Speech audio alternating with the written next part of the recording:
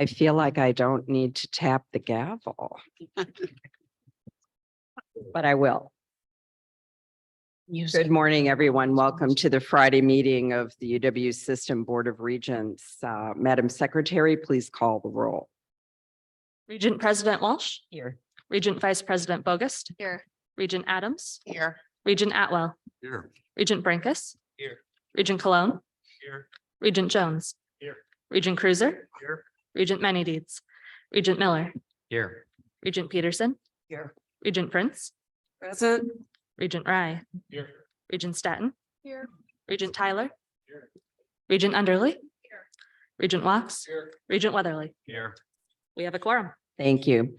Are there board members who wish to declare any conflicts of interest regarding today's open session agenda? Regent Prince. Thank you, Madam Chair. Yes, I have a potential conflict of interest on the Business and Finance Committee approval, and at that time will recuse myself from voting. Thank you. We'll pull that item out of the consent agenda. Thank you very Yes, much. Regent Adams. Yes, thank you. Thank you, President Regent Walsh. To avoid any potential appearance of a conflict of interest, I'd also like to recuse myself from the Business and Finance Committee Resolution F. Thank you. Others? Yes, Regent Weatherly. Thank you, Regent President. Out of an abundance of caution, I will not participate in the UWM entrepreneurs discussion that includes front desk. There's no financial relationship between the system and front desk, but I am the former CEO and current shareholder and board member. So thank you. Yes, thank you, Regent Weatherly. All right, and we will record those in the minutes, Madam Secretary. And I'll call upon Regent Walks to present the report of the Capital Planning and Budget Committee. Thank you.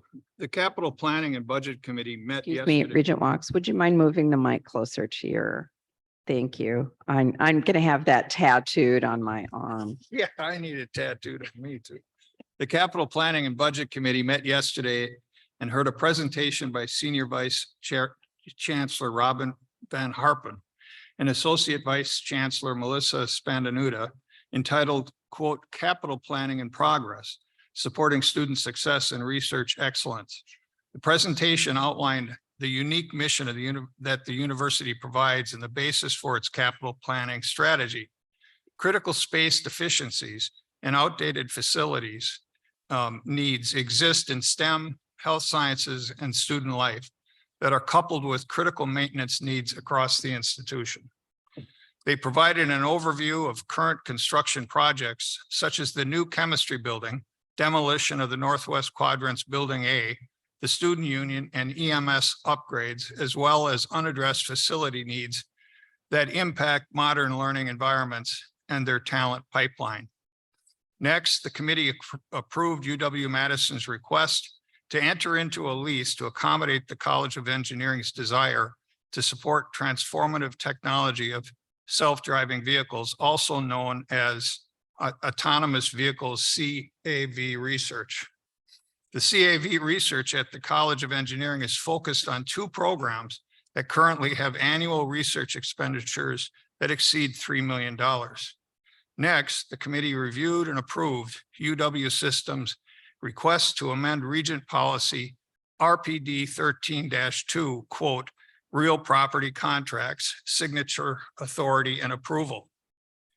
This proposal amends and renames Regent policy document 13-2, quote, real property contracts, signature, authority, and approval to align with 36.11 sub 1 sub B of the Wisconsin statutes.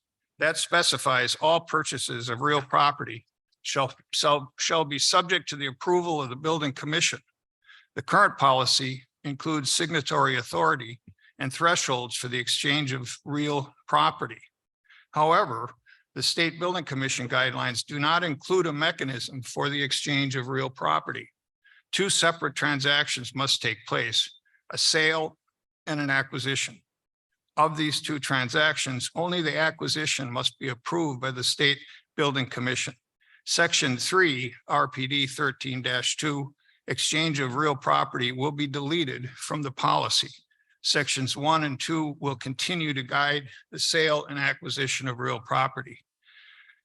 The proposed policy also permits chancellors to further delegate contract signature authority to an institution's chief business officer to sign leases of real property to be occupied by the board or to sign documents accepting gifts, grants, and bequests of real property within approved campus boundaries, subject to the conditions set forth in RPD 13-2.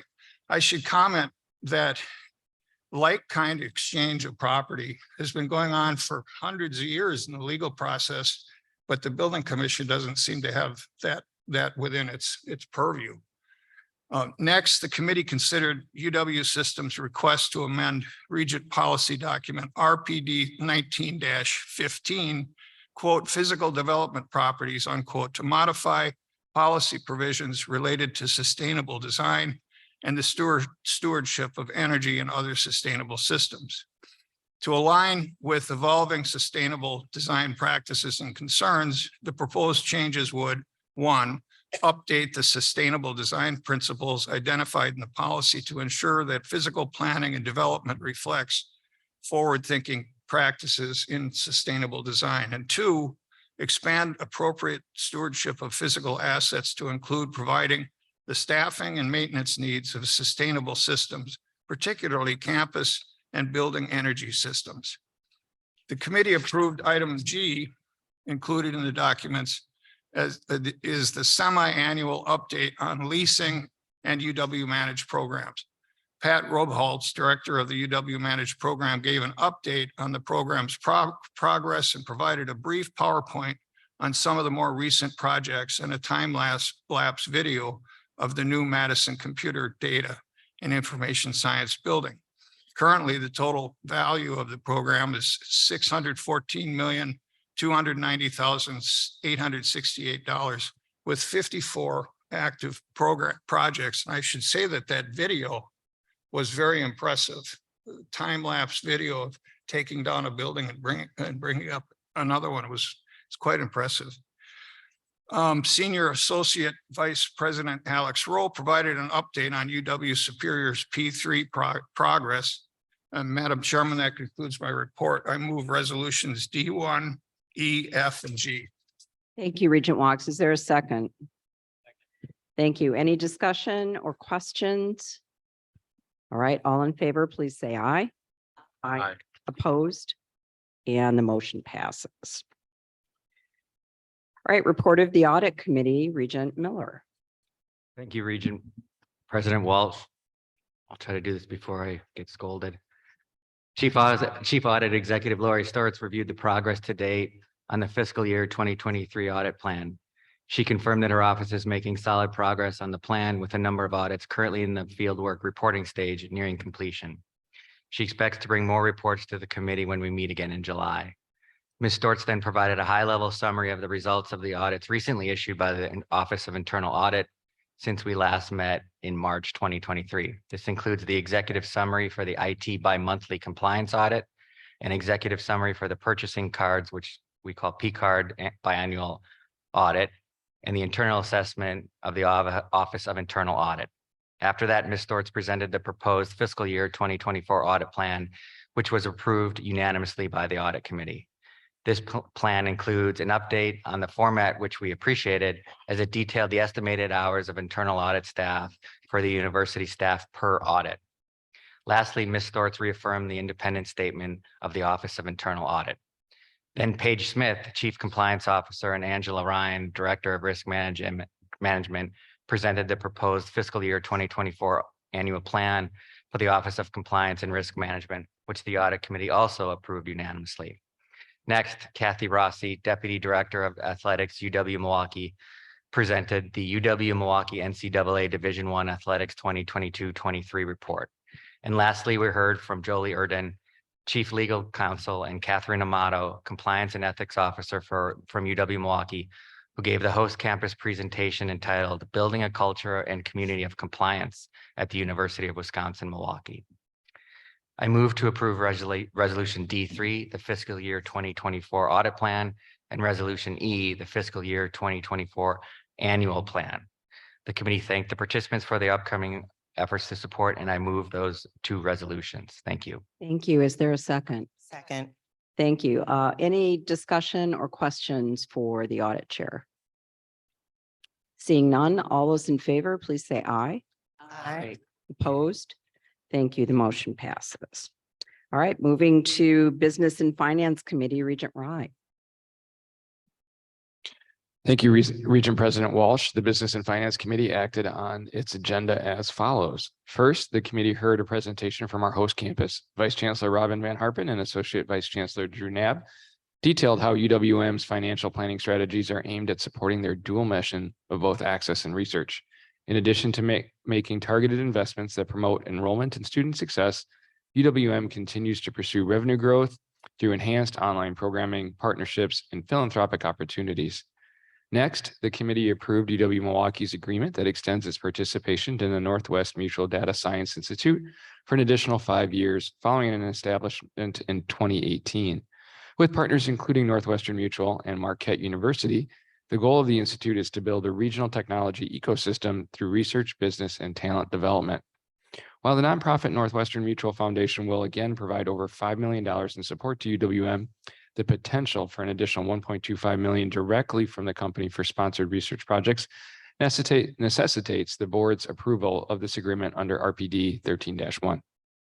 The committee then approved UW-Milwaukee's agreement with Guild Education, a public benefit company that works with an exclusive network of employers that offer educational benefits, allowing UWM to engage those learners to provide an array of degree and certificate programs. The agreement anticipates revenues of about $1.9 million with 300 to 600 learners enrolling at UWM in the initial 3-year term, which is renewable for an additional 2 years. The committee then approved, in addition to the UW System Strategic Plan for major IT projects.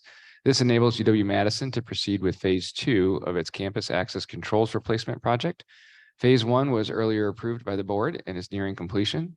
These next steps will upgrade card readers and replace wiring in high-risk locations to enhance security and install electronic access controls at 47 buildings currently without that capability, which allows for central lockdown in case of safety threats on campus. The cost of the project is $18.8 million with an overall completion date at the end of 2027. Next, the committee approved UW-Madison's request for a $10 increase in its undergraduate application fee from its current level of $60. The new $70 fee would be effective for the 23-24 application cycle and will remain in range of its peer institutions. The increase is expected to generate an additional $535,000 in support of the admissions operations as it manages a volume of applications to UW-Madison that has nearly doubled since 2016 when the current fee was instituted. The committee then approved reductions at UW-Madison and at UW-Oshkosh to the 2023-24 segregated fee rates approved by the board in March. UW-Madison will remove the $7.88 fee supporting the Greater University Tutoring Service while maintaining access to many other sources of tutoring services available on campus. And UW-Oshkosh will reduce fees by $46.52 to remove fees associated with the Children's Learning and Care Center that will close at the end of this June. Next, the committee approved 3-year extensions of the dining service contracts between Compass Group USA and UW's La Crosse, River Fall, and Superior. Extending these 3 contracts together offers leverage to secure beneficial pricing and provides additional time for the universities to rebuild and assess their dining programs as they continue to recover from the business disruption during the pandemic. Next, Chuck Saunders from the UW System Office of Trust Funds presented the investment report for the period ending March 31st. As of the date, trust funds assessed totaled $570.4 million for the quarter. The long-term fund increased in value by 4.64%, slightly outperforming its benchmark. The income cash fund gained 1.1% for the period. Finally, the committee approved a 5-year, $11.6 million extension of UW Systems agreement with EAB Global for its Navigate system of services and software that provides analytics, student success coordination, and communication management. Navigate is currently used by the 12 UW institutions other than UW-Madison and is proven to successfully support advising, enrollment management, and transfer functions on campus, as well as to provide strategic data to administrators and faculty. I'd like to actually mention how impressed we were with the product and its results. It was good to hear Regent Statton's comments of her use of it as well, and actually reinforced how great it is to have students serve alongside us on this board. We strongly encourage President Rothman and Regent President Walsh to bring Ben Passmore for a formal presentation to the whole board, given the level of financial commitment from the system and its results for student success. A panel of students and faculty as well would be great. So in conclusion, on behalf of the Business and Finance Committee, I now move approval of resolutions F, G, H, I, J, K, and M. One moment before I call for a second, would you mind pulling out into a different resolution? That would be item F, please. So I would like to amend my motion, and I'd like to move approval of resolutions G, H, I, J, K, and M. Thank you. Is there a second? Second. Any discussion of that portion of the vote? Seeing no hands, all in favor, please say aye. Aye. And opposed? Thank you. Call for item F. I now move for approval of resolution F. Thank you. Is there a second? Okay, discussion? All in favor, please say aye. Aye. Opposed? Thank you. Moving on to the Education Committee with Regent Weatherly. Thank you, Regent President. The Education Committee welcomed Regent Prince as Vice Chair and Regents Miller, Brinkus, Wachs, and Tyler to the committee, along with UW-Madison Interim Provost Eric Wilcox and UW-Milwaukee Provost Andrew Dare. We approved the annual request for funding from the Villas Trust Fund for UW-Madison and UW-Milwaukee, which this year totaled almost $8 million. It will support scholarships, fellowships, professorships, and special programs in arts and humanities, social sciences, biological science, physical sciences, and music. In addition, we approved 6 academic programs, including UW-Eau Claire, Master of Public Health in Public Health, Master of Science in Business, Accounting and Business Analysis, Master of Business Administration in Business Executive, Bachelor of Science in Animal and Veterinary Biosciences, UW-Milwaukee, Masters in Science and Rehabilitation Sciences and Technology, UW-Stout, Bachelor of Science in Automation Leadership. We also approved the 2023 report on faculty promotions, tenure designations, and other changes of status. Regent action is the final step in the rigorous tenure process, and we congratulate the more than 400 faculty members who have been newly tenured, promoted, and hired with tenure. We then heard a host presentation from UW-Milwaukee's Kay Eilers, Dave Clark, and Phyllis King about using data to drive decisions on student success and support their cross-institutional Moonshot for Equity initiative. Finally, we discussed the UW System Office of Academic and Student Affairs, the year in review, and the year and ahead. Vice President Johannes Britz facilitated a discussion with Provost, UW System staff, campus leaders, reviewing the collective work aligned with the UW System Strategic Plan for 2022-2023.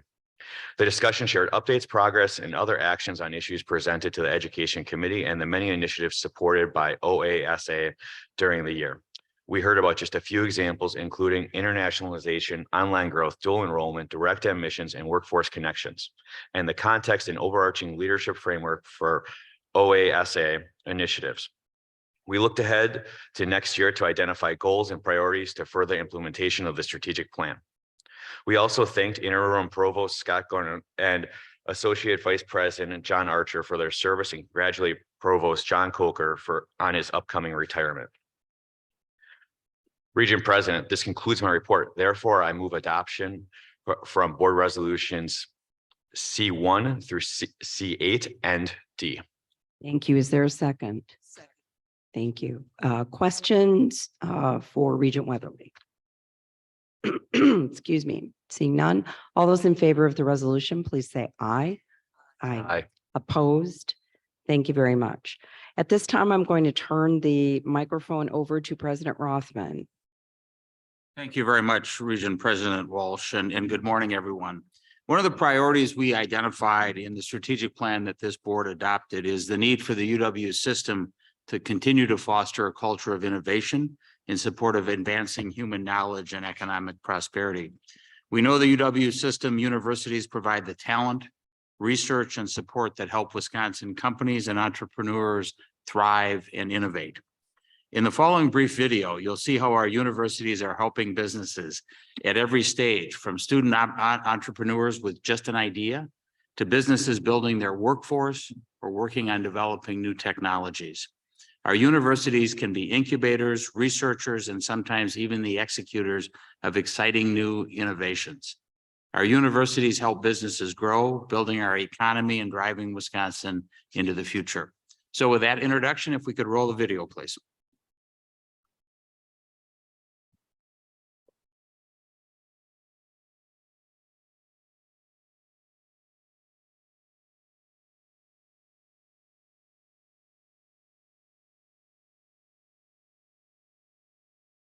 Specialize in K-12 administrative software, which serves 8 million students worldwide. We are a member-driven organization that represents Wisconsin's biohealth industries. AgroEnergy is a company that was founded with the concept of taking biogas waste streams and turning them into liquid fuels. So Sigurd Skin Cosmetics makes products that lie within hair care for ethnic hair or curly hair textures. Offering an AI solution for managing your smart home through SMS. When we met the folks that run the biogas program here, we knew we'd have partners who'd kind of be with us until we got it right. Facilities like this really allow you to take an entrepreneurial idea from a laboratory setting to the point where you can be confident in commercializing. When we launched Novagen, our very first technology came out of the University of Wisconsin. I licensed it in, we built our product, we sold it. Very first sale.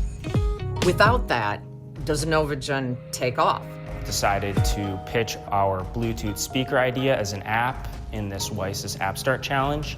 And that's kind of where the whole idea stemmed from. Got into the Launchpad program, and that program is meant to grow entrepreneurs and provide them with some startup capital, as well as mentorship and almost an accelerator program. I was able to have my curriculum for my classes reflect the startup work that I was doing simultaneously. Each Launchpad scholar goes through the pitch process initially with the directors, and they're just pitching their idea to see if it's really feasible and how they can help grow that. In collaboration with UW-SP, we created our own internship center right on campus. Specifically, we partner with UWO on the processing of biogas into liquid fuels, both diesel and jet fuel.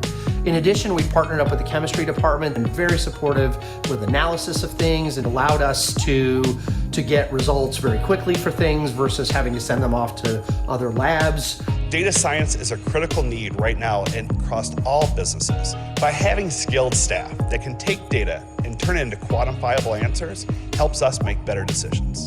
Some of the equipment here, like the gas chromatograph, it was great because we were able to get support on those kinds of things when, well, let's say they weren't working the way we thought. How do I advance this particular project or a problem that needs to be solved? And that has been happening from system schools all over our state with our member companies. It's critical this innovation is supported and funded by our state because these are the products that go into our companies, become our sales, that draw the talent, that grow our companies. And work with us and actually run the systems, help us build the systems, confidence to we will solve the problem. Talking to community members, being able to network and potentially find a manufacturer. Helping us, with investor outreach, pitch deck modifications, further ideating on our base model, and then ultimately getting us to the spot that we are now. When companies are calling me and they're trying to, should we come here? Should we come to a different state? Do you have the talent? It is the first thing they ask. And where are they getting the talent? They are getting the talent out of our university system. There are a lot of states that can't be saying that. UWO stood out because the folks here were willing to partner up. Our founder, who's an alumni of UW-SP, started Skyward out of his garage. He identifies UW-SP as a critical component to his success ever since the very beginning. Whitewater has done a very good job of providing those experiences and providing that mentorship through the resources that they offer. We would not be where we are today without UW-SP. Agri without UWO. Whoa.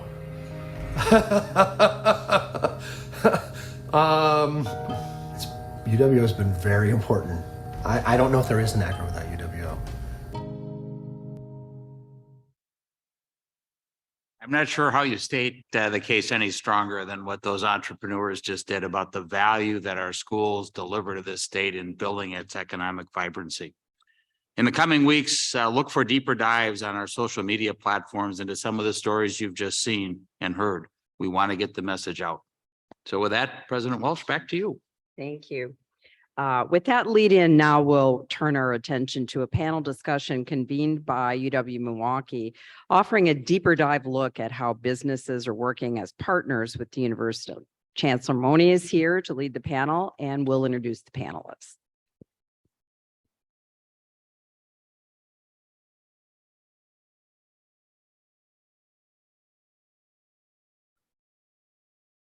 Thank you, Regent President Walsh. Good morning, everyone. It's my pleasure to introduce our panel, and as they're coming to the table, I'll offer a few comments. First, just a quick reflection on that video. It's absolutely wonderful to see all the contributions of all the different campuses in the UW system, because they truly are the innovation engines in their respective economy, cumulatively building a very, very strong, vibrant economy. And there's much more that can be done with the target, with the focus that we'll be sharing with you today. So the purpose of this panel is really to highlight the role both that UWM plays in our larger regional ecosystem, the innovation ecosystem. And I talked about this a little bit yesterday, but also just to talk within UWM about some of the things that are going on and how important this is with the panelists that we have here today. What we know is that entrepreneurship enhances the experience for our students.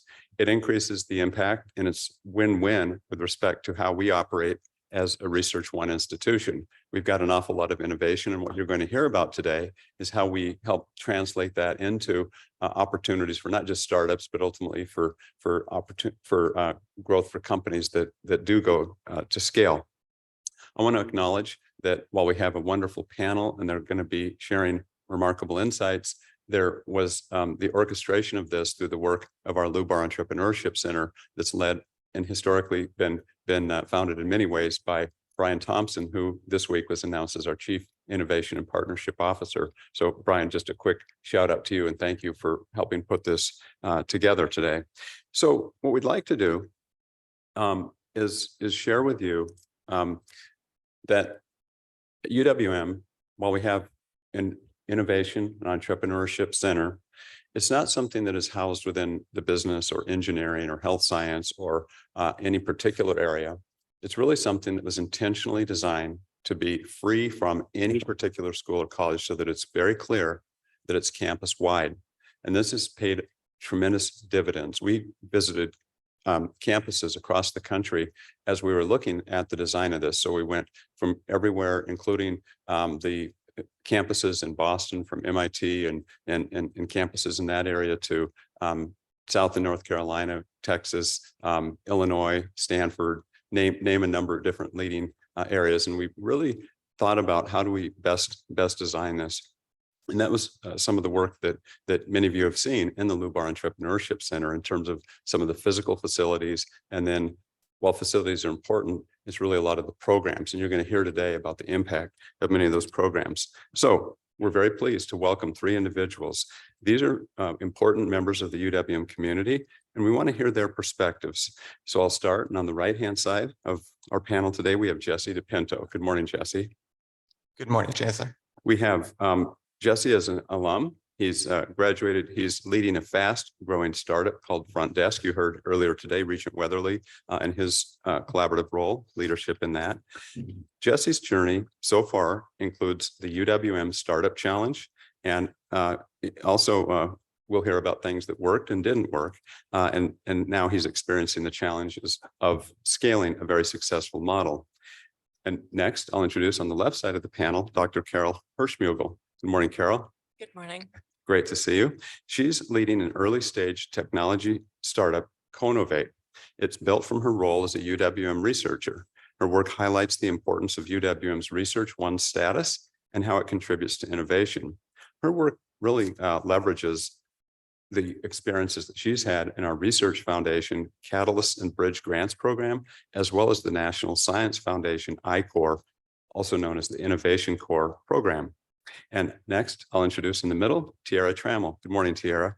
Good morning. Tiara is a UWM graduate, and she first participated in our Lubar Entrepreneurship Center programming as part of the Startup Challenge. And then she today is very active in community initiatives, and now leads the programming as the program manager in our Lubar Entrepreneurship Center. So what I'm going to ask the panelists today is really 3 questions. And I'll start with where are they at today? And then we'll talk about their journey and the role that UWM programming has had, and of course, their role in the larger ecosystem. And the final question will be, what's next? Looking ahead to that horizon. So with that as background, I'll start with our first question, which is for Jesse. And Jesse, why don't you, if you could, please share with us where you are today. Yes, of course. First, it's an honor to be here. Thank you for having me. So my name is Jesse DePinto. I'm the co-founder and CEO of a Milwaukee-based travel technology company by the name of Front Desk. You may have heard of Front Desk. There was a certain UW-Madison graduate who came up with an idea after traveling the world for many months and realizing that there was a new generation of hospitality where consumers wanted a place that feels like home when they travel, but that has the consistency and the predictability of a hospitality brand. And so that concept started 6.5 years ago. And today we're fortunate enough to lead over 200 teammates globally in 30 markets in the US and serving over 15,000 guests every month coming in and out of our doors. So today we are building the technology that fuels the future of travel and hospitality.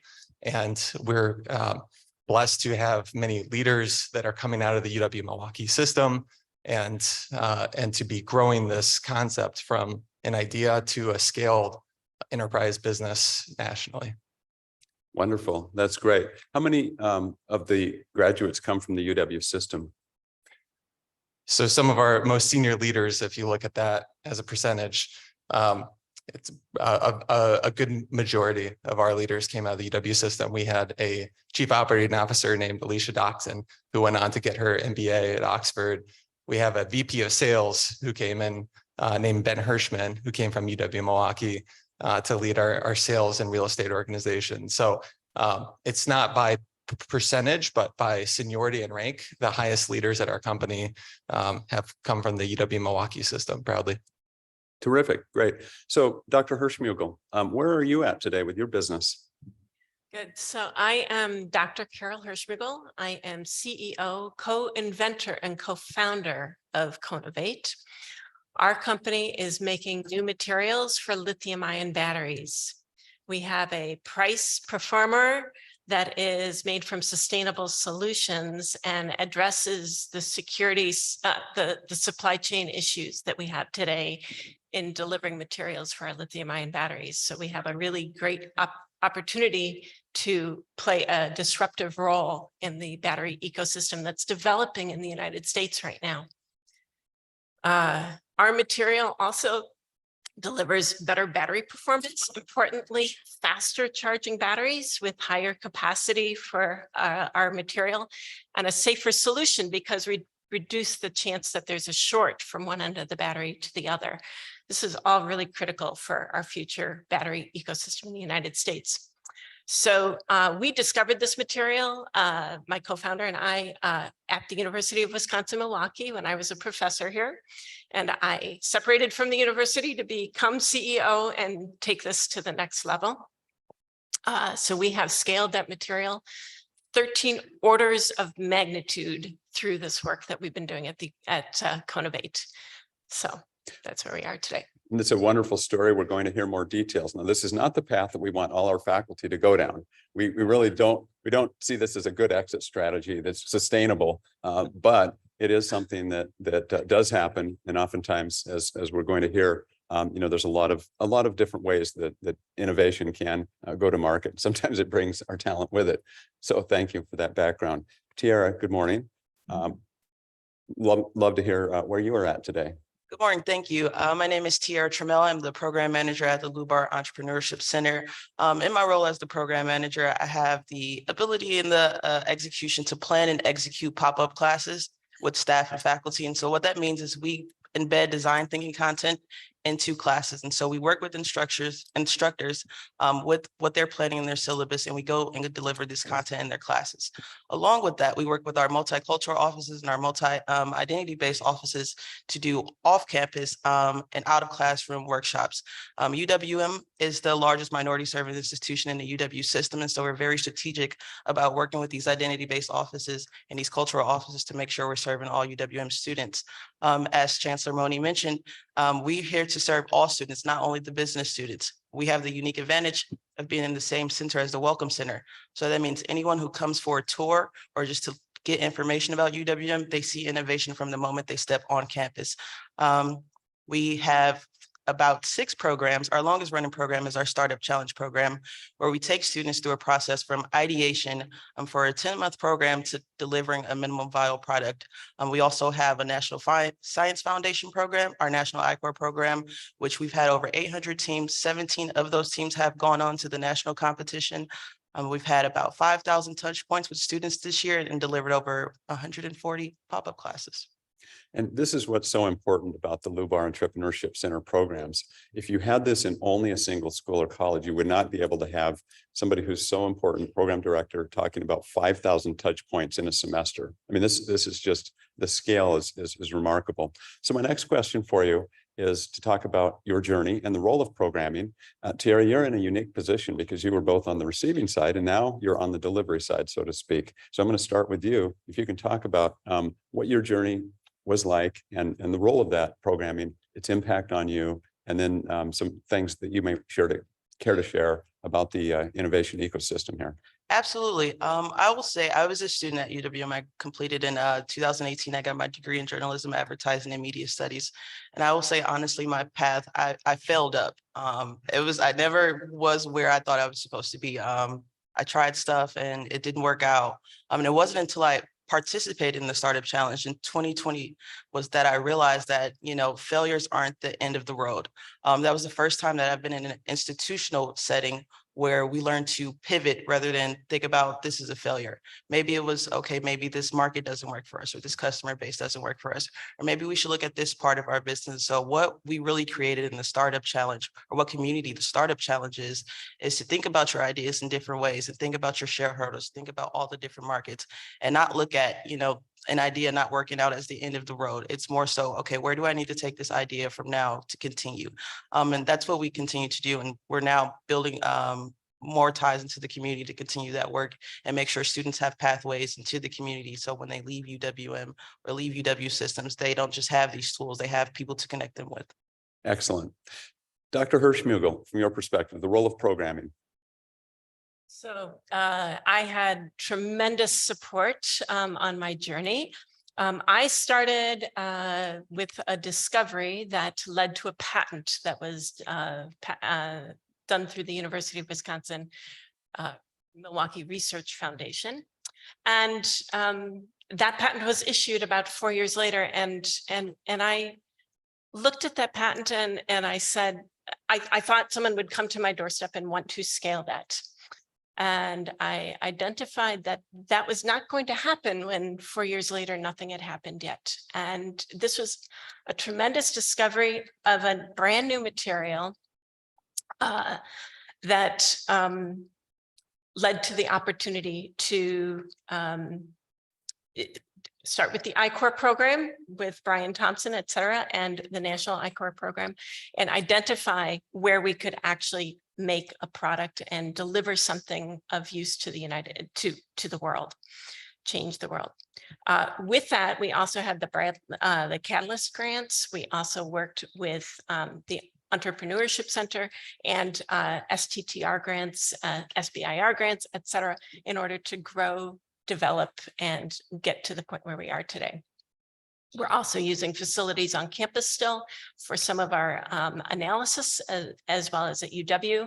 And many of the people at my company come from the system. So being connected still with the universities has been a great way to attract people to come work with us.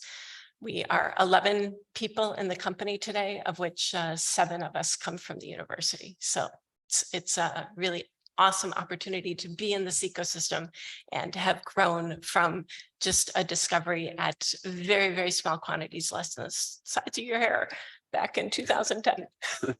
Neat. Is it likely or possible that we could see a day where the ability to not have to charge our devices and to be able to have energy storage in a much different scenario than we are today? I think about how many times we have to charge so many things in a day. That aspect, yes, at least charge faster and or possibly not charge as many times. I think more important, what's really important now is that our materials for the battery ecosystem, over 90% come from China. And this is a huge security risk for the United States. And the opportunity we bring is the option of a secure supply chain and a sustainable solution. Right now, this material comes from graphite, which is mined, or comes from petroleum products. And the solution we bring to the table is a very different solution coming from biorenewable resources. Neat. So it's and this would have never happened without the work that I had done here at UW-Milwaukee and the support.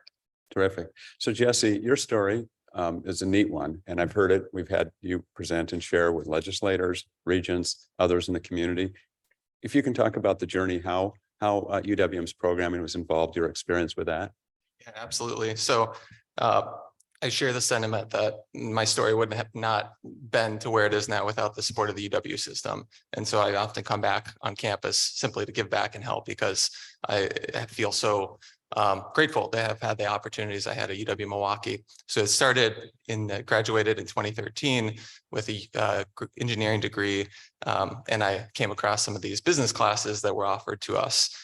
And as an engineer, you don't really learn how to go through innovation, commercialization. And so Brian Thompson, Dr. Ilya Deeve, and Nathaniel Stern, they had started the Student Startup Challenge. And so front desk, well, sorry, not front desk, this is years before, I was one of the first recipients of the Student Startup Challenge money to start a company. And so with that, we were the first year of that program, and that built a 3D scanning company that ended up not actually succeeding, or specifically that partner no longer went to continue with me, but another entrepreneur and another team, me and him got together and we decided, let's take this concept to the next level. And so some of the press that came out about the 3D scanning project got picked up by a local entrepreneur who had a medical device business who hired us and put us in business. So a year after college, had the dream of living as an entrepreneur and growing that concept with a new team to conclusion. There were a couple of years of that company did not succeed. I share Tiera's sentiment of learning about the journey and the process, and the specific projects and initiatives tend to fail. But what's important is the failing upward, as Tiera rightfully said, is every path along the way, not a new person involved with the UW-Milwaukee system. It sure seemed to propel us to the next direction. And so when I started front desk 6.5 years ago, it was surrounded with investors, employees, founders, and partners from the UW system. I was also a recipient of the Lamakia New Enterprise Business Plan competition and had the pleasure of meeting the Lamakia family, and have since had a great relationship with that family and continued support. As a result of these relationships over time, it built into front desk, and now front desk is becoming a leadership engine, spitting out new, great, high character and highly competent leaders going to start their own businesses. And so a lot of I think the innovation spirit is continuing to recycle through the system here. And I look back, and 10 years ago is a long time, but a lot has progressed since then. And it's been an incredible journey. Well, all three of you have done a great job outlining the components of an ecosystem and all the different things that are so important as derivatives, not just for you, but really the benefits to the larger community, starting other innovation. And it's not just new startup companies, but innovation within existing companies in so many different ways. So let's go back in the same order Jesse, starting with you in terms of looking ahead, what do you see? You've already kind of hinted at that in terms of some of the additional innovations, additional startups, but what's next for you? Well, first and foremost, Front Desk needs to be a household name, and I would like everybody to go to stayfrontdesk.com instead of Airbnb whenever they're going to book their travel. And so that's there's a big market there, and there's a long journey to get to where we actually want to take it. Personally, I have a fourth child on the way, so I would like to see my kids succeed and become the leaders of character in their own right, and maybe go back to get my MBA someday. But at Front Desk, it's very much a high focus of continuing to grow, continuing to scale, and continuing to produce good values and good systems in the world by having great leaders of high character that have high talent and high conviction to continue to grow and scale our business or businesses of their own. Terrific. Congratulations on all fronts. Dr. Hirschmugel, what's next for you? So this is a fantastic time in the battery ecosystem. We have all heard about the bipartisan infrastructure laws, the Inflation Reduction Act. All of these things are leading to the opportunity for rebates from cars that are made with materials that are domestically supplied.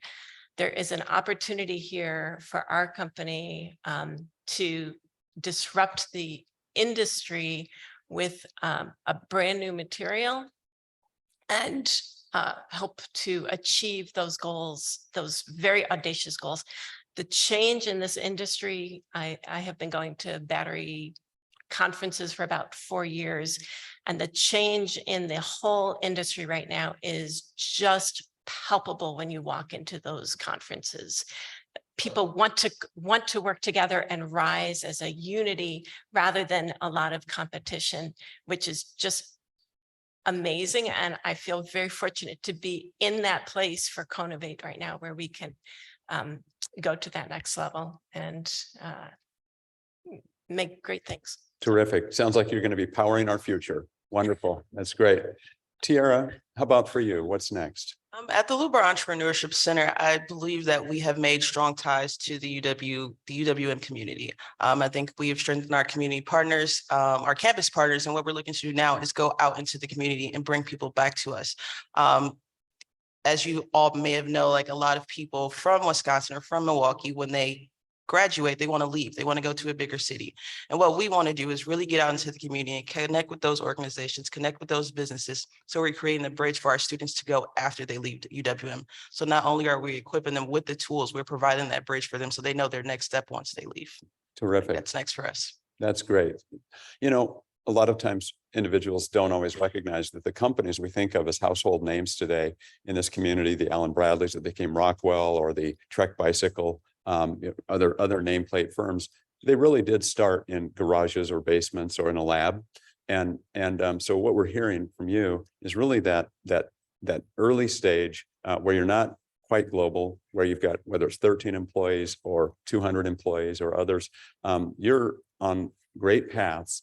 But, you know, as I think about other innovations and things, you know, we have a company in Milwaukee called Fixation, and that's a couple of UW-Milwaukee engineers who started a bike company that I see that as the next Trek, just like each of your companies becomes the next global powerhouse in various ways. So this is innovation at its best, and it's what's happening at all of our universities across the UW system. So before I ask if the Regents and others would like to have any further questions, I want to thank you for your contributions.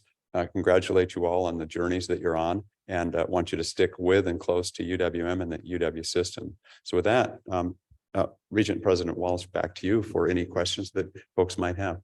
Great. Thank you. Thank you to our panelists. Any questions or comments from Regents? Yes, Regent Atwell. So thank you very much for an outstanding presentation, and congratulations on the journey you're on, and it is a journey. This is kind of a deeper question, but it's been my pleasure to be alongside entrepreneurs through many stages, and failure is part of the journey. And you guys have both referenced that. But if either or any of you, all three of you want to comment on sort of those dark nights as an entrepreneur, you know, what sustains you? What gives you the reason to get back up and learn from failure and use it to propel you towards success?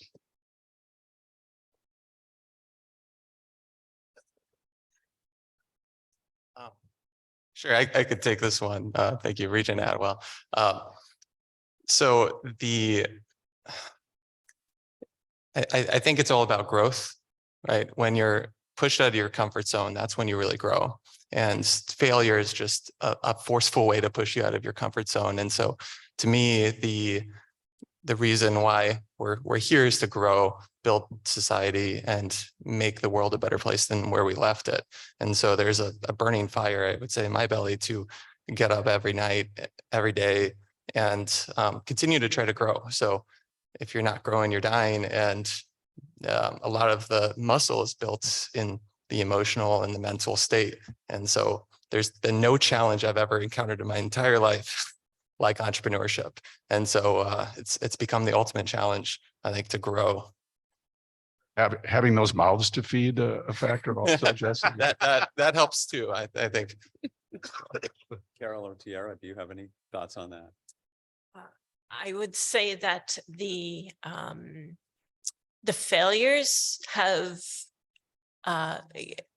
given me insight into what does work, right? So when you learn what doesn't work, that keeps pushing you along the path of what does work. And every day I know that there's going to be a new challenge to address, and those new challenges, you know, I love to keep learning, and this gives me the opportunity to keep learning, and my team to keep learning. It gives everyone on my team the desire to keep learning, and we really enforce that within our culture, and of course that's what a university is all about as well. So it's all linked together, right? Yeah, I would like to echo exactly what Carol said. I think in those dark times and those failures, what I really learned to rely on is my network. It was always someone who I felt like I hit a wall, and there was someone from outside of me, you know, they're like, oh no, I heard this opportunity, or have you thought about this? And so establishing a strong network and a community of people to rely on when you are in those times, I think helps you get past those failures. Other questions or comments? Yes, Regent Tyler. Thank you. I'm curious, as an early stage investor, a lot of times I hear that we can move at the speed of cash. And so I wonder if you could maybe address, as we talk about in entrepreneurship and you know, the excitement and energy about a new product or a new process, or you know, a new app or whatever it is, what does the landscape look like for early stage investment and getting that to scale where it's you know, either profitable or can be sold in the market?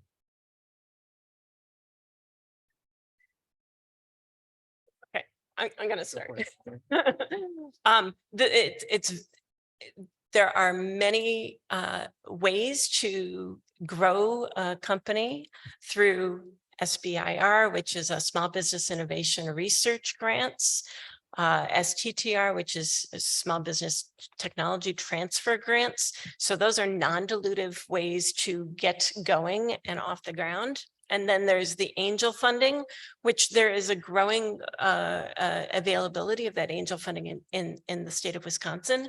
But I will say that that next stage of funding in the state of Wisconsin is really a challenge. And that is something that really, to keep companies that start here and grow from here, it's kind of the same issue as the whole United States. We have to have more of that funding locally, or keeping things within our state as well as within the country, as opposed to going away. The United States is a fantastic innovation site for many, many people. But so many innovations get bought up by international or outside your local environment. So a lot of attention needs to be paid to that next phase, I would say. I would agree. Any entrepreneurship or startup community meetup in town, the same gripe is always true, that there's just not enough venture dollars in the state of Wisconsin. And that may be true. And I don't want to comment whether that's a good thing or a bad thing in today's climate. Clearly, it's easy to say that that's necessary until you start to see today's climate. And clearly Silicon Valley and some of these other cities got a little overly exuberant on the venture financing. And so, you know, I admire what the state of Wisconsin and the culture here has built, and in Milwaukee specifically too, of really tried and true businesses that are either small businesses aiming at profitability. I would say we had a leg up here in Wisconsin of focusing on the bottom line for small businesses and startup businesses. Now everybody is focusing on the bottom line in the non-zero interest rate environment. So it's fluctuated and it has been a challenge to raise capital in the state of Wisconsin. And so certainly if there was more availability, more resources, I think more startups would form. However, I also, you know, think that a lot of cities may over glamorize startup ventures, and it's easy to read Inc. magazine and want to be on the front of that cover, but how much wealth is created and how much success is out there from companies that don't make it there. And so, you know, there's a balance, and I'd like to see probably more emphasis put on glamorizing small business, because that's, you know, I think that's an underserved market in educating entrepreneurs now worldwide, but Wisconsin can take a lead in that too. Okay. Other questions or comments from Regents? Yes, Karen, if I Regent just, so observing from, again, the position I've been in over the years, one of the observations I'd make about innovation and startups is there's a world of difference between trying to start something where you're looking for an exit in 3 to 5 years and actually attracting the kind of capital and ownership culture that will sustain a business for the long run. And I'm somewhat echoing what you guys are saying. It's that second stage after you've been starving and laying awake at night and experience your first few failures, and you're able to get the money. But if you're not careful about how you get the money that you get is going to drive you to an exit as opposed to building something that will last. And so the over financialization of trying to develop innovation, if we're not careful, drives people to an early outcome or an early exit, when the long-term interests of the state and businesses is to build something that'll last. So I guess I just wanted to offer that as an observation. I don't know what the answer is, but identifying the problem and realizing that quick hit venture capital, 30% return, second stage stuff is where many entrepreneurs get themselves into a corner that drives them to an exit they maybe really don't even want. So Kyle, you know more about that than I do, but you could. Yeah, that's right. You're not saying anything. Yes, So, okay. he's recused. Any other questions or comments from Regents? Yes, President Roth. Thank you. And your stories are just fantastic about the economic viability that you're creating. I think it's terrific. Let me ask you this question. If you were to talk to the regents around this table, what would you tell them in terms of steps that the board could take to further enhance the entrepreneurial ecosystem in Wisconsin from what the UW system can do to help?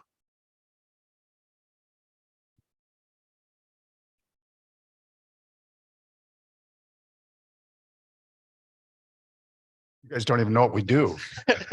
I could start. I think you have some phenomenal instructors, professors, and leaders of the UW-Lubar Entrepreneurship Center, and they really know what they're doing, and they really make an impact. And so I think it needs to be said that they probably know how to advise on that question better than we're equipped to. But from my experience, they have been incredibly helpful, but also right and really effective in what they do. So I would love to see that Lubar Center grow and grow and grow, and take that holistic across departments between arts and science and engineering. I think that strategy worked really well for me, at least, and I think it might work for a lot of other students as well. I think I echo what Jesse said, and just sitting at this table, I've recognized a few of you who have been in the Entrepreneurship Center, and I think just showing that support and being that resource for students, being able to talk to them and tell them about your paths and be able to visit and continue that support, I think helps us. I think I echo the professors, both the professors in the disciplines as well as incorporating that innovation ideas across the whole campus. That interplay that is being supported by the Lubar Entrepreneurship Center is really key. You don't get exposed to innovation typically unless that's really critical, unless it's enforced. I taught here for many, many years, and that was never something that came to the front. But I think making that available, and those who have that streak and want to get exposed to that have that opportunity now. And so now you can take your STEM students. I was in physics, and you can take those STEM students and expose them to that, as well as the foundations of their own discipline, and tie that together to bring important things to the state. It's very important to support all across the university. Other comments or questions? All right, thank you so much for giving us your time today. Good luck further on your ventures, and we appreciate your participation.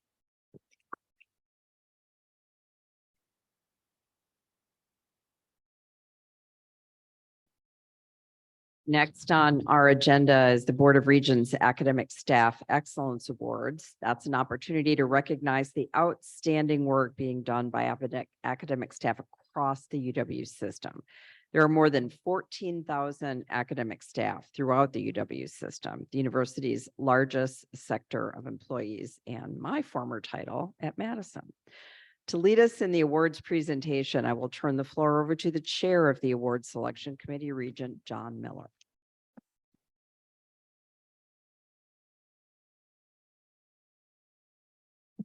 Good morning. It's with great pleasure that we welcome here today our distinguished guests, the recipients of the 2023 Regent Academics Staff Excellence Awards. We also welcome their families, friends, and colleagues who are joining this award presentation, both in person and via the webcast. With these awards, we, the Board of Regents, salute the hard work, dedication, and innovative thinking of all of our academic staff members. We are honored to recognize two individuals and a program that have developed their respective universities provide stellar education programs to our UW students. The tireless work of these recipients, along with the work of the academic staff system-wide, helps to strengthen and invigorate not only our universities, but the broader communities in which they serve. If anyone wants to learn more about our award winners, I invite you to check out their profiles on the Board of Regents website. I would like to thank my fellow Regents on the selection committee, Regents Robert Atwell, Rodney Pash, and Joan Prince. Regents Prince and Atwell will help me present the awards this morning. All of today's award recipients are impressive examples of the powerful impact the outstanding academic staff can have on our students' lives. We look forward to hearing from each of them in a few moments. Before we present this year's award winners, however, I would like to acknowledge the other nominees by reading their names and individual institutions. The individual nominees included Scott Berg, UW Green Bay, Dawn Hayes, UW La Crosse, Kurt Leibold, UW Oshkosh, Craig Becker, UW Parkside, Teresa Miller, UW Platteville, Lori Petrie, UW Stevens Point, Angela Rupi, UW Stout, and Trish Allen, UW Superior.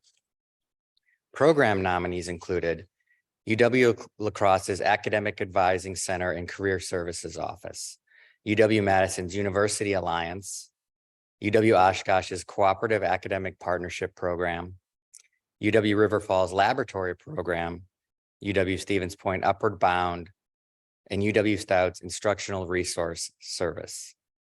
On behalf of our committee, I want to thank all the nominees for taking time to submit materials and for their important contributions. My colleagues and I in the Regents Selection Committee will now introduce each one of this year's award recipients. Each recipient will then have an opportunity to make brief remarks. I will introduce our first award. It is my privilege to present the first 2023 Board of Regents Academic Staff Excellence Award in the individual category to Laura Monahan, Museum Associate Director and Curator of Osteology for the Zoological Museum in UW-Madison's Department of Integrative Biology. Ms. Monahan, currently a PhD dissertator, has served as the de facto director of the Zoological Museum for the past 16 years. Under her leadership, the renowned Center for Research and Education has flourished, expanding its ability to preserve and facilitate the study of vertebrate and aquatic animals. Her administration and supervision of the museum includes fundraising and budgeting. In addition, Ms. Monahan cultivates relationships with donors and has applied for grants resulting in $800,000 to support museum operations. She secured funding to create modern museum storage and to upgrade space to enhance the collection. She has initiated collaborations that encourage use of the collections for research and teaching, and she fostered relationships with specimen donors and outside institutions that resulted in a major increase in the number of specimens to nearly 750,000. In addition to developing exhibits, giving tours, and setting up events, Ms. Monahan developed the zoology 405 course, Introduction to Museum Studies in the Natural Sciences. She has now taught this course for over 15 years to introduce students to natural history museums. She oversees the museum internship program, giving more than 200 students hands-on experiences in the museum field. All these contributions have not gone unnoticed. Ms. Monahan earned the Academic Staff Mid-Career Award in 2018 and Early Career Award in 2013. UW-Madison's former provost noted of our honoree, quote, Laura persistently and creatively pursues funding and equipment to maintain a top-notch museum and has assembled an amazing team of staff, students, and volunteers to run a modern museum on a shoestring budget, end quote. It is my distinct honor to present our first Academic Staff Excellence Award to Laura Monahan of UW-Madison.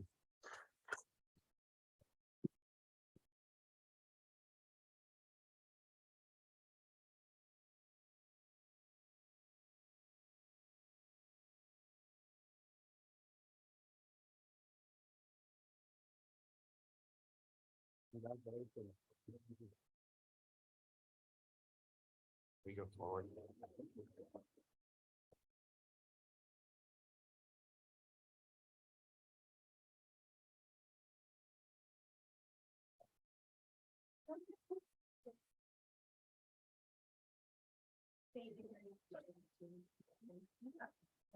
About 3 minutes, is that okay?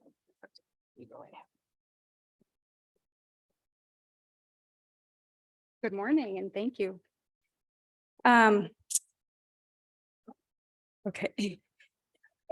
We were asked to say a few words about what it means to be an outstanding academic staff member, and I'm not sure that I can define that, but I wanted to share a few important lessons that I've learned. Shortly after I started at the Zoological Museum 17 years ago, I gave a tour to a family, and at the end of the hour-long tour, one of the children said, I have a question. And I said, well, what is it? And he said, what does a newt eat? And I said, that's a good question. I don't know. And what I didn't say was everything at the museum is dead. Nothing here eats anything. And this was a really good lesson for me and confirmation that I don't know and I will never know everything about all of the 750,000 specimens at the museum. That experience led to an even more important lesson, and that is that with a large collection and a permanent staff of only 3, I need to connect and collaborate with people who are interested and have expertise in a variety of different areas. Soon after that, we started actively building our internship and volunteer programs. We now rely very heavily on both groups for their expertise in our daily operations.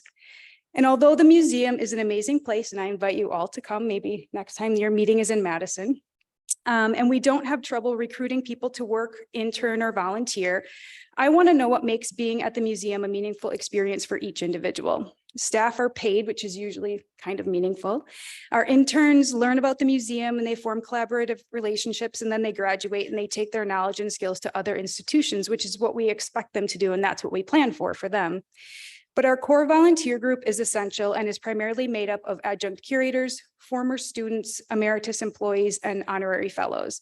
They all have skills and expertise, but what motivates each person to participate at the museum is different.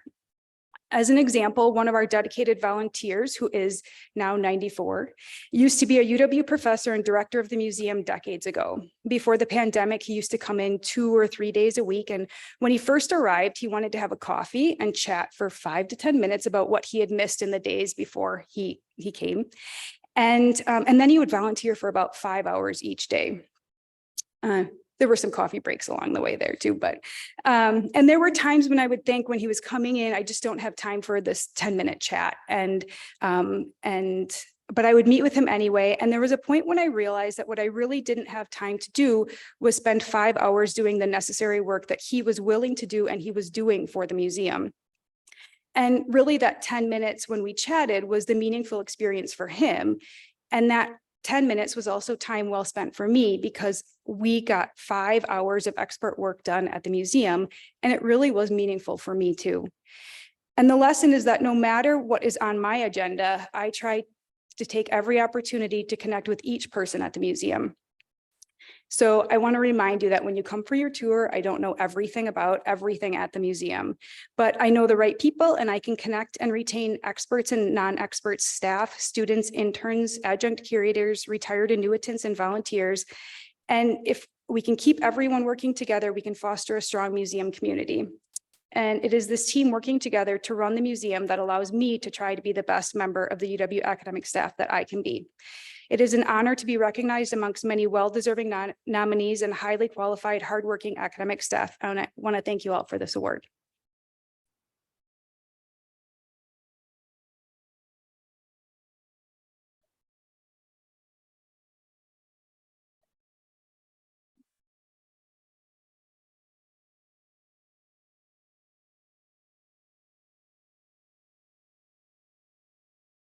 Congratulations. Good morning, everyone. Our second Academic Staff Excellence Award in the individual category goes to Kathleen Hunzer, Director of UW River Falls Chancellor Scholars, Honors Program, and Falcon Scholars. For 2 decades, Dr. Hunzer has drawn on her experience as a first-generation college student to support students at UW River Falls. Allow me to give you just a few examples of the many ways she is making a difference. In 2014, she led a committee to reimagine the honors program. Since then, the program has grown from 65 to more than 600 active students. She strives to create a community of support within the program, which has resulted in up to 95% retention. A few years ago, Dr. Hunzer collaborated to create the Falcon Care Team, dedicated to early intervention to address student issues before they impair students' ability to graduate. Last year, she partnered to create the STAR program, Striving Toward Academic Recovery, which pairs honors student volunteers with first-year students on academic probation. During the pandemic, Dr. Hunzer served on committees to support students. She created a weekly student newsletter for COVID updates and advised a student team using social media to promote COVID protocols. She collaborated to launch Freddie's Pantry to meet food insecurity needs. The pantry currently serves more than 200 students per month. She also helped create the first emergency fund program that provides grants to students to help address potential barriers to success. Dr. Hunzer chaired the university's Autism Spectrum Disorder Transition Program Committee and the Accessibility and Abilities Committee. In 2018, she earned the Role Model for Equity Award from the American Association of University Women. The provost offered these words to describe our honoree, and I quote, "Throughout her UW River Falls career, Kathleen Hunzer has established a remarkable history of success and dedication in her enthusiastic and tireless support of students and student-focused initiatives that have made a lasting impact," end quote. On that note, I am honored to present our second Academic Staff Excellence Award to Dr. Kathleen Hunzer of River Falls. Kathleen, come forward, please.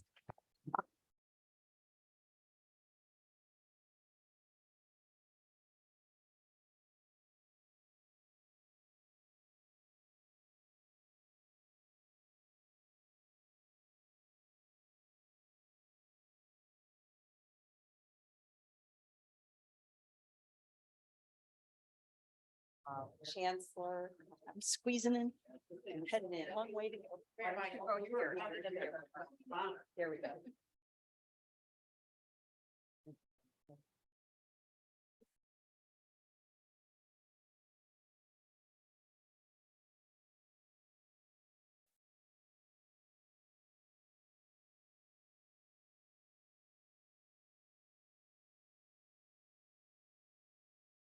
Thank you, everyone. This is quite the honor. My professional background is in argument theory and rhetoric, but I promise, even though I love all of the words of the English language, I'll only use a few to keep my remarks short. I think what being an academic staff member to me means is what all academic staff members do in system. And the first is that we're here for students. We're here for student success, student learning, and student growth. It's students who first got Freddie's Pantry off the ground by putting a bookshelf up in a building and asking faculty and staff to add food and non-perishable items during COVID when they heard their colleagues were suffering from unemployment.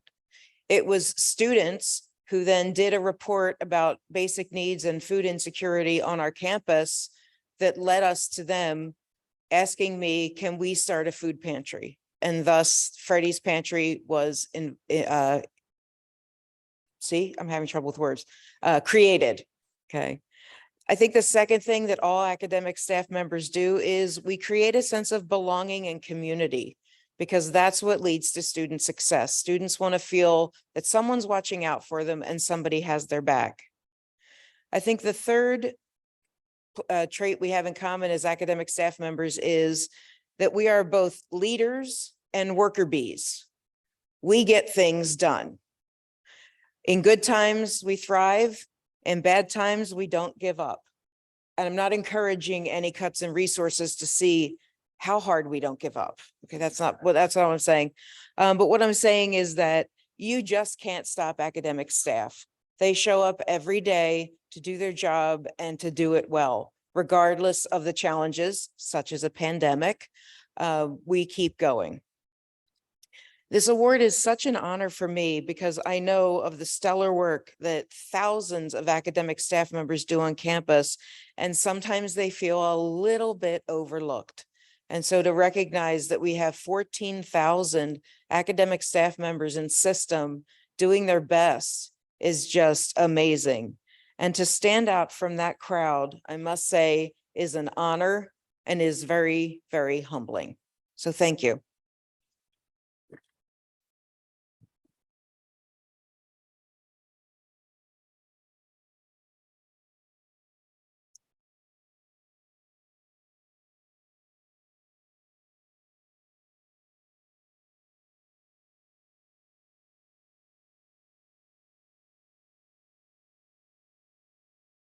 And who on the committee is presenting the last award?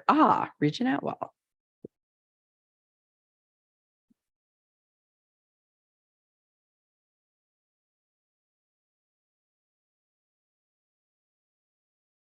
Our third Academic Staff Excellence Award goes to the early college programs of UW Green Bay, who look well represented here.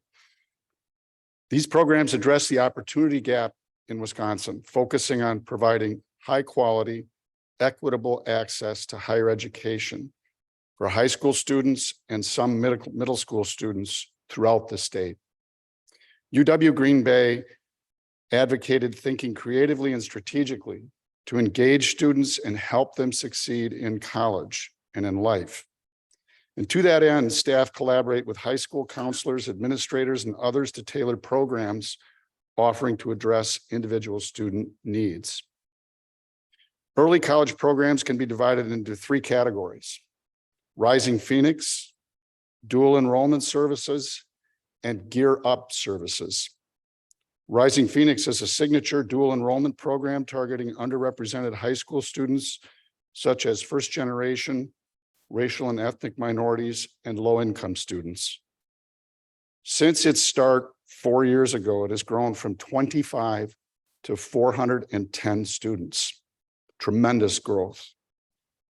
Dual enrollment services include college credit in high school, the early college credit program, the Dual Enrollment Access Academy. These serve over 3,400 high school students each year, leveraging with over 80 schools. Gear Up, which stands for Gaining Early Awareness and Readiness for Undergraduate Programs, is a 7-year, $35 million grant received in collaboration with the Department of Public Instruction. This program works to close opportunity gaps in higher education by focusing on support and skill development for first generation and low income 6th through 12th graders. Taken together, UW Green Bay's early college programs help students see higher education as a realistic next step. In my own interaction with young people, middle school and high school age, and especially underrepresented groups and lower income students, what I notice that I know our programs provide is these young people need hope, they need affection, and they need encouragement. The number one obstacle seems to be the lack of awareness of what possibilities there are in their lives. And so, yes, it's great to have programs, but above all, to have people who put their heart into the work and connect with the young people. And for that, I am personally extremely grateful, and I'm sure I speak on behalf of all of my Regent colleagues. These programs also affect our community, and they strengthen and inspire our K through 12 schools that are so critical to the life of the community. UW Green Bay's provost describes our honoree this way: the early college programs team has been hard at work developing groundbreaking, student-centered, and equitable programming to serve the needs of our region and the state of Wisconsin. Their flexible, human approach meets students where they are and grows them into the college students of tomorrow. It is with great pride that I present the 2023 Academic Staff Excellence Award to UW Green Bay's early college programs, represented today by Megan Strelo, Associate Chancellor for Student Access and Success. Congratulations to the whole team. Megan.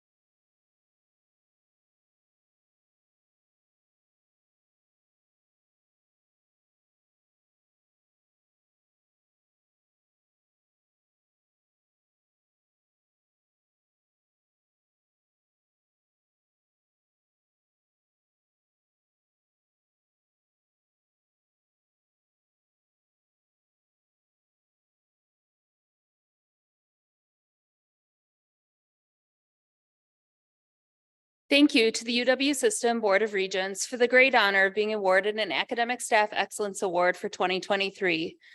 While I stand before you, the real magic, or the secret sauce, as we like to call it, are the 20 staff members that make up this team, many of whom are sitting in the audience today. UW Green Bay's early college programs team is made up of a group of passionate, student-first, focused professionals that work day in and day out to provide early college opportunities for students across the state of Wisconsin. UW system data shows that more than 12,000 students earned dual credit in 2021-22.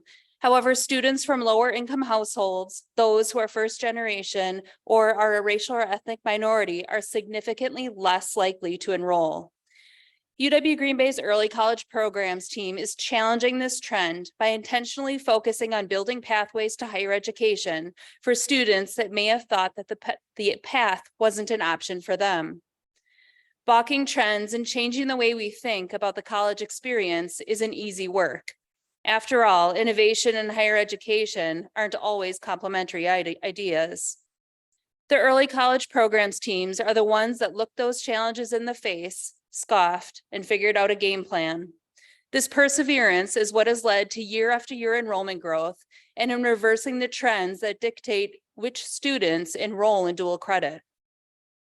This team works to take the burden off high school counselors with huge student caseloads to help them wade through the confusing waters of dual enrollment in Wisconsin.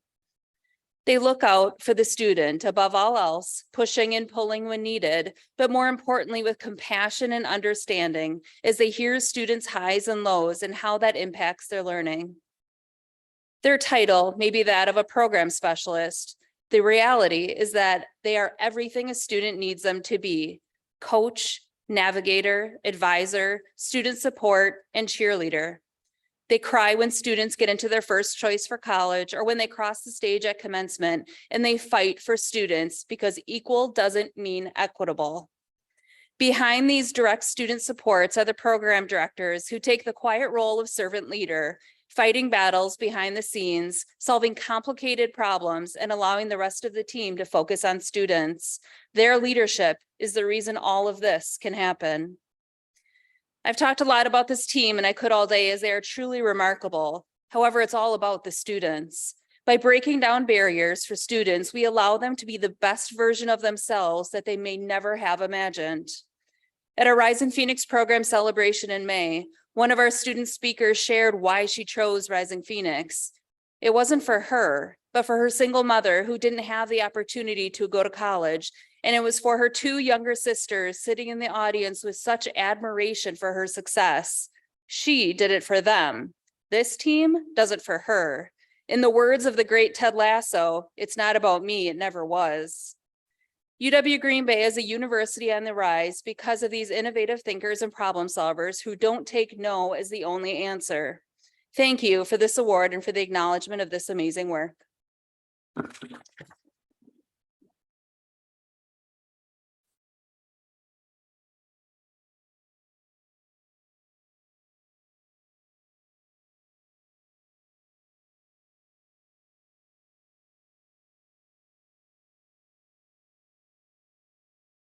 Thank you so much, and congratulations to our winners and to all the teams. It's always so inspiring to hear the work that you're doing. So we really appreciate it. Now we're going to have the annual election of Regent officers, and I'm going to turn the symbolic gavel over to our colleague and one of the longest serving Regents, Mike Jones. Thank you very much. Thank you very much, Regent President Walsh. The bylaws, can you hear me? The bylaws of the board specify that officers of the board are elected at the annual meeting held in June and hold their office for 1 year until their successors are elected. Terms of the office begin immediately after the June meeting. If there is only one nominee for an office, the election is by voice vote. If there is more than one nominee for an office, the election is by ballot. Nominations are now in order for the office of the president. Are there any nominations? Regent Peterson. I would like to nominate Karen Walsh for Regent President. Any other comments on that nomination or separate nominations? Are there any other nominations? Since there's only one nomination for the board president, the election is by voice vote. All those in favor of electing Regent Walsh as president of the board signify by saying aye. All those opposed signify by saying no. Nomination passes by a voice vote. Congratulations, Regent Walsh. You have been elected president of our board.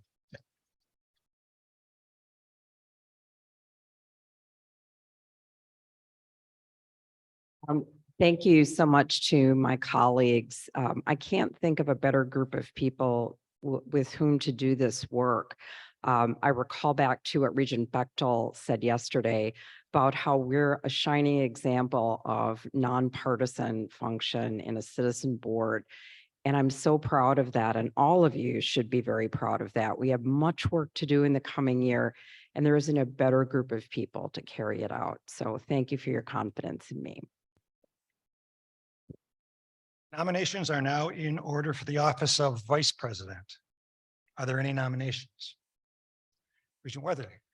Yes, I nominate Amy Bogos for a second term as vice president. Given Regent Peterson's sickness, I will not read the 15 pages I wrote to support her nomination and just leave it at that. Appreciate that. Yes. Any other nominations? Seeing and hearing none. Regent Bogos has been nominated for the office of vice president, and there are no further nominations.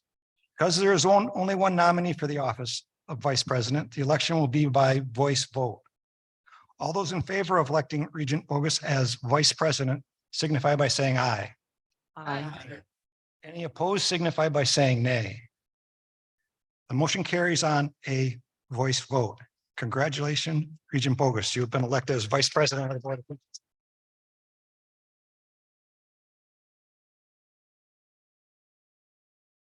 Thank you. I did write out some remarks, but they're very short, and that's why President Walsh is President Walsh, because she didn't have to write them down. So having just finished my third year as a member of this board, I am still in awe of the privilege of having been appointed to this board. I feel very, very lucky and honored to sit alongside all of you as my colleagues. I learned so much from each and every one of you. And I will continue to work hard to serve the students, the staff, the faculty, and an administration of our great system and the people of this great state. I believe that the Wisconsin idea is such a simple idea, but so very powerful. The idea that education should influence people's lives beyond the boundaries of the classroom. We must all push to ensure that we uphold the mission of the system. I look forward to continuing working together with my fellow regents, working with our fearless leaders, Regent President Walsh and President Rothman, collaborating, listening, and learning to ensure that we all do our very best to honor our commitment to the UW system. Thank you.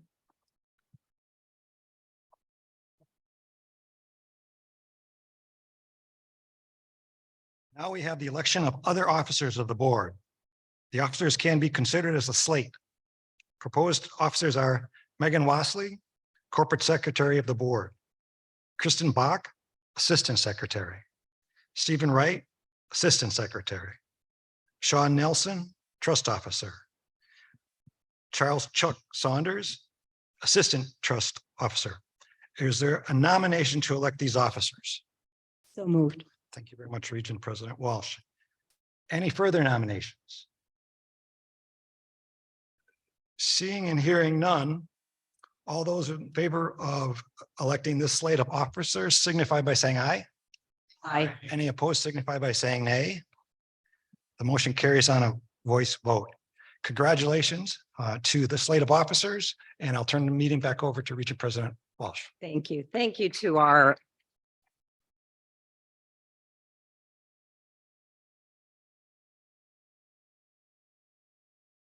I understand that Chancellor Monahan had to leave a few minutes early today for another meeting, but I want to thank our hosts on behalf of the board for the wonderful welcome and great experiences we always have here at UWM. I call now upon Regent Rye to read the board's resolution of appreciation to UWM for hosting the June meeting.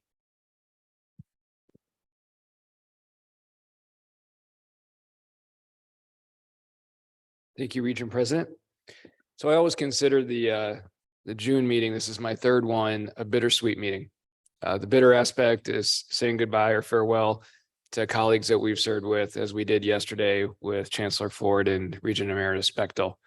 The sweet part of this meeting, it's usually the first meeting of the calendar year where we don't drive home in a storm.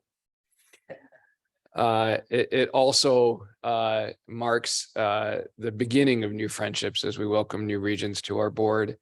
And as we just have done, elect two individuals who go above and beyond to their dedication to the state and the system and agree to serve to lead us.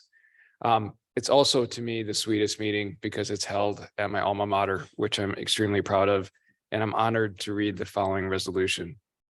Whereas the members of the Board of Regents are pleased to recognize the University of Wisconsin-Milwaukee as the official host campus for the board's June 2023 meeting, and the board is grateful for the generous hospitality extended by Chancellor Mark Monet and the entire Panther community. And whereas the board appreciated hearing Chancellor Monet's presentation, providing solutions through partnerships, and applauds UWM's accomplishments in this area. And whereas the Business and Finance Committee thanks Robin Van Harpen, Vice Chancellor for Finance and Administrative Affairs, for providing an update about financial planning and strategy in support of student success and research excellence. And whereas the Capital Planning and Budget Committee heard an update about UWM's progress in capital planning to support student success and research excellence. And whereas the Education Committee learned about UWM's data-driven collaborations for student success. And whereas the board was honored to present the UW Systems Regent Business Partnership Award to WEC Energy Group, nominated by UW-Milwaukee, to recognize their positive mutual impact on education and the needs of the workforce and community.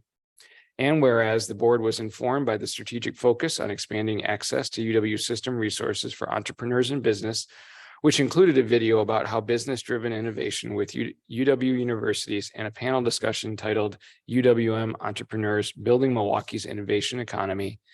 And whereas board members were delighted to get a closer look at the James and Yvonne Zemer Nursing Simulation Center, professional grade nursing facility that opened in the fall of 2020 to educate and train nurses, healthcare providers, and first responders in the community.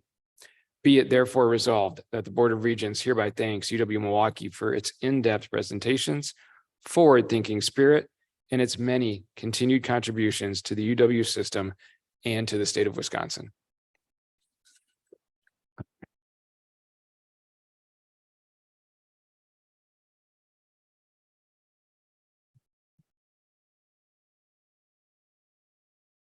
Thank you, Regent Rye. Before we adjourn, do regents have any communications, petitions, or memorials to share?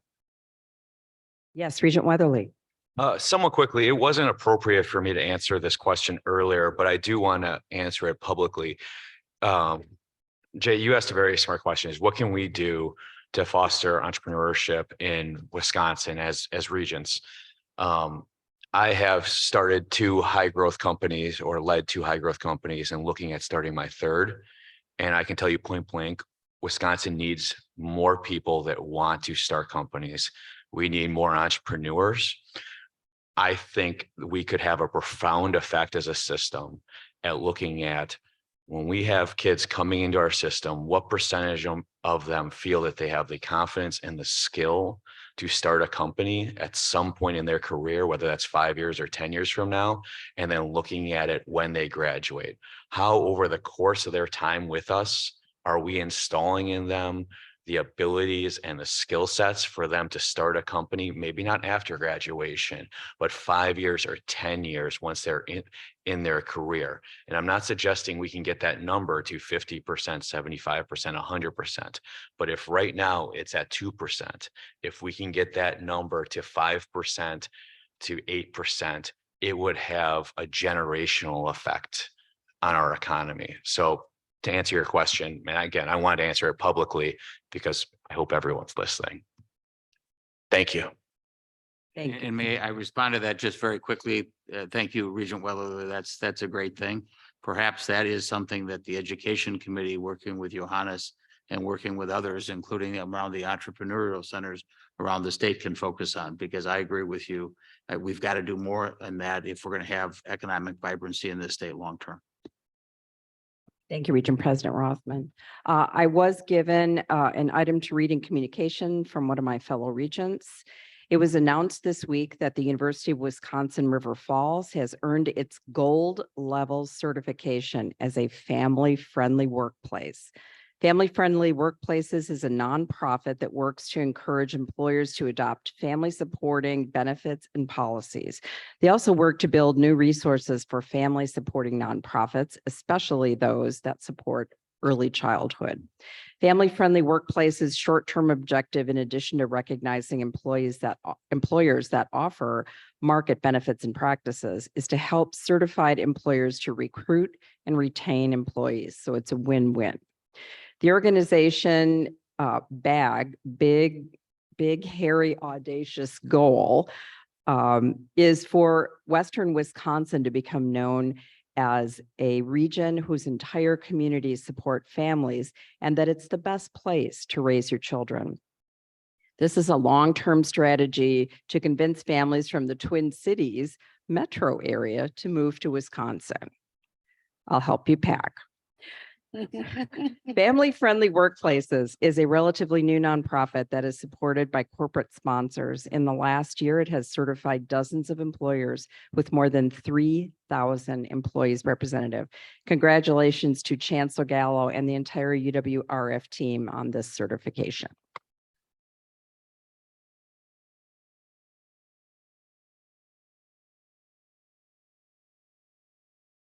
Any other communications or petitions from Regents? Seeing none, thank you, and we'll see you in La Crosse in July.